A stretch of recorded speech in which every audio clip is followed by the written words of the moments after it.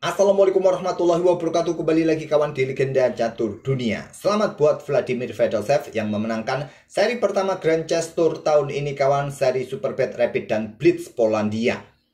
Walaupun bukan sebagai pemain tetap, hanya sebagai pemain wildcard di turnamen ini, tapi penampilan dari Fedosev sangat impresif kawan. Dia mengumpulkan 26,5 poin dari 27 game yang dia mainkan. Dia hanya tercatat satu kali kalah dari 27 game itu kawan. Luar biasa. Di permainan rapid, dia mencetak 2 kali kemenangan dan sisanya remis, mendapatkan 11 poin. Dan di permainan blitz kawan, dia mencatatkan 14 kali menang, 3 kali remis, hanya 1 kali kalah, mengumpulkan 15,5 poin. Luar biasa. Dan 26,5 poin yang didapatkan oleh Fedosev ini salah satu poin tertinggi di turnamen Grand Chess Tour selama ini kawan. Dan untuk game yang akan kita ulas dari permainan Fedosev, saya pilih saat menghadapi Arafin di blitz kedua. Di blitz pertama, Fedosev juga mengalahkan Arafin. Di permainan rapid, mereka bermain remis. Nah, pada game blitz kedua, Fedosev pegang putih mengawali dengan pion D4, Arafin kuda F6, dan Fedosev bermain dengan Tromboski attack gajah G5. Idenya caplok kuda dan merusak struktur pion bertumpuk di lajur F kawan. Pion D5 dimainkan oleh Arafin. Paling banyak kuda E4 kawan, serang gajah, gajah mundur ke F4, atau bisa dengan pion H4 atau gajah H4. Paling banyak sih gajah F4 ya, hitam nanti akan melakukan counter dengan pion C5. Pion F3 usir kuda, menteri hitam keluar cek terlebih dahulu. Nah, blokade dengan pion C3, baru kuda F6, pion D5 kawan. Tapi di sini pion D5 langsung dimainkan oleh Arafin dan pion E3. Ada pion E6, kuda D2 lanjut Fedosev, pion B6. Tuh, keluarkan gajah di Viacento ataupun keluar nanti ke peta A6 jika diperlukan, atau dukungan bagi pion C5-nya nanti ke depan. Kuda G F3 melanjutkan pengembangan. Setelah gajah B7 ada gajah B5 cek. Pion C6 blokade, gajah mundur ke D3, ada gajah E7. Kemudian di sini kawan, engine menyarankan cukup bermain dengan pion C3 atau kuda ini ke pusat ke E5. Tapi memilih dengan pion C4 langsung Vladimir Fedosev, kuda BD7 lanjut Arafin. Fedosev langsung rokade, sekarang pion C5. Menantang pertarungan di peta pusat dan diterima dengan pion C pukul pion D5 terlebih dahulu, pion E ambil balik pion D5. Kalian suka mana? Ambil menggunakan pion kah atau mengambil menggunakan kuda? Supaya diagonal ini tetap terjaga dan terbuka kawan. Ya, gajah pukul gajah di sini, menteri ambil balik. Tapi engine menyarankan secara prinsipal ambil menggunakan pion, walaupun sementara diagonal terang panjang tertutup kawan. Dan ini dipilih oleh Arafin. Berlanjut dengan pion D pukul pion C5, pion B ambil balik pion C5. Arafin masih punya pion center yang bagus, walaupun dia harus kompromi ya dengan struktur pionnya. Coba lihat kawan, ada 3 kumpulan pion hitam sekarang kawan, terpisah seperti ini, tapi masih cukup bagus. Lanjut menteri C2 di sini, Arafin rokade, kemudian benteng AD1 lanjut Fedosev, pion G6, pion H6 usir gajah yang kuat, pion G6 kawan, blokade diagonal ini ya, dari ancaman menteri gajah. Cukup rasional. Dan gajah keluar ke peta B5 lanjut Fedosev, ada benteng C8, menteri keluar ke A4, menekan kuda yang di sini kawan, ataupun menyerang pion A7. Dan di sini kuda lompat ke peta B6 lanjut Arafin. Langkah kuat lainnya cukup ya, pion A6, mungkin gajah akan sikat kuda, tapi memilih dengan melepaskan pion.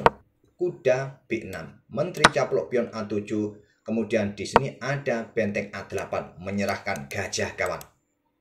Menteri caplok gajah, ya nggak bisa kemana-mana menteri ya, dalam posisi terjebak. Menteri ambil gajah, sementara unggul 1 perwira. Tapi menteri ini nggak bisa kembali pulang ke rumah. Benteng B8 serang menteri, kalau geser lagi ke lajur A ya benteng akan mengejarnya kembali dan nggak bisa pulang ke rumah kawan. Fedosev melangkah menteri C6, ada benteng C8, kalau kalian mondar-mandir ya mondar-mandir benteng bisa berakhir miss. Fedosev menyerahkan menterinya, melangkah kuda E5, benteng ambil menteri, kuda ambil balik benteng, garbu menteri gajah, menteri ke C7, dan di sini diikuti dengan langkah pion E4 langsung membuka permainan. Kalau dicaplok oleh kuda, maka gajah yang di sini jatuh, kawan. Kalau menggunakan pion langsung, ya caplok saja. Gantinya nanti gajah di belakang ya. Arafin memilih dengan raja naik ke petak G7 untuk perkuat posisi kuda, juga untuk menghindari tempo skak dari kuda ini, kawan. Karena ada potensi seperti ini, anggap contoh ya, pion H5, ya pion E5 didorong ya, coba lihat.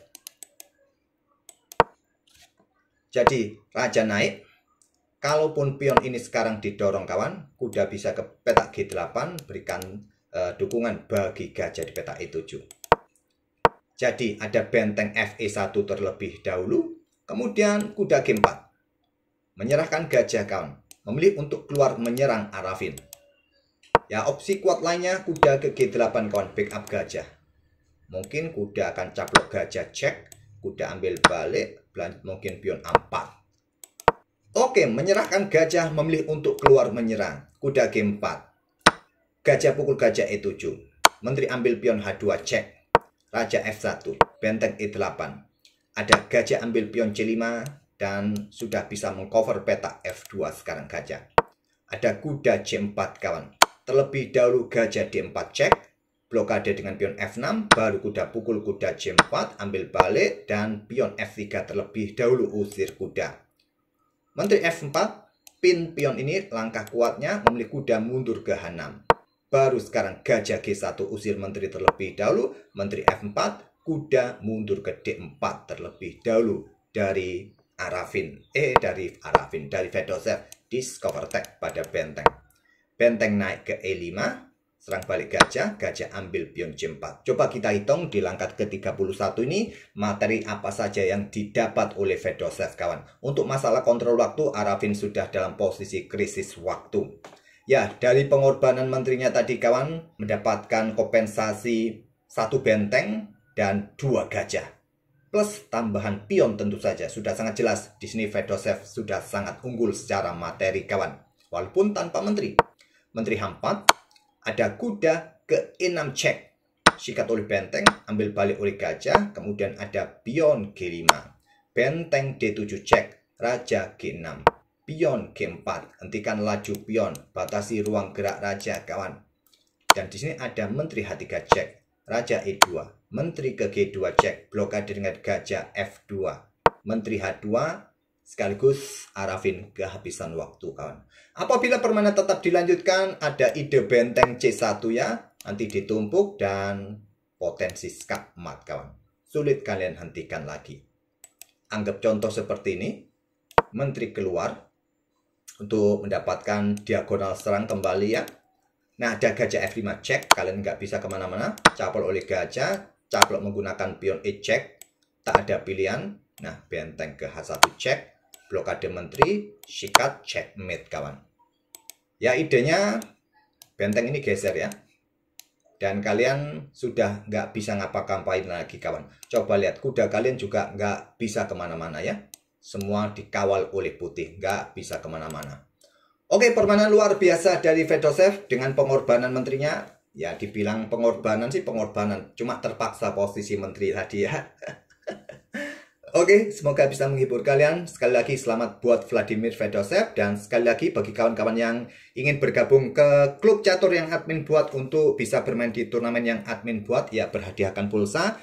Turnamennya admin rencanakan malam Senin ya, karena malam Minggu biasanya sepi, kawan. Oke, terima kasih. Wassalamualaikum warahmatullahi wabarakatuh.